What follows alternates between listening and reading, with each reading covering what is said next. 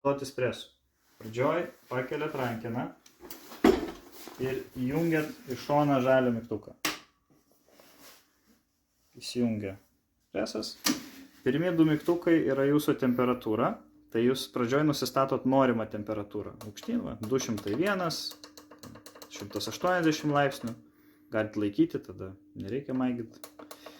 Tada nustatot išlaikymo laiką sekundėmis. Tiesiog, pavyzdžiui, šiuo metu nusistatomės 10 sekundžių. Tada paimam rankeną, nuleidžiam. Laikas pradeda mažėti. Praėjus 10 sekundžių presas supipsės ir vartotojas pats turi pakelti jį. Taip, dabar padarom.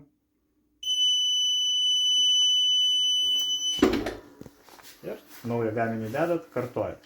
Šitą rankeną viršui skirta keisti, kaip stipriai spaudžia plokštę gaminį.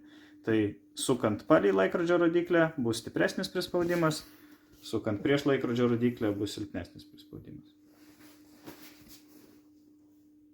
Taip, įjungus presą, pradžioj matysit, kokia šiuo metu yra jūsų plokštės temperatūra.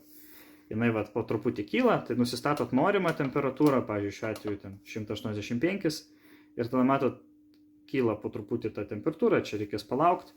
Kai jinai užkils iki norimos temperatūros, tada imat už rankenos, nuleidžiat ir dirbat.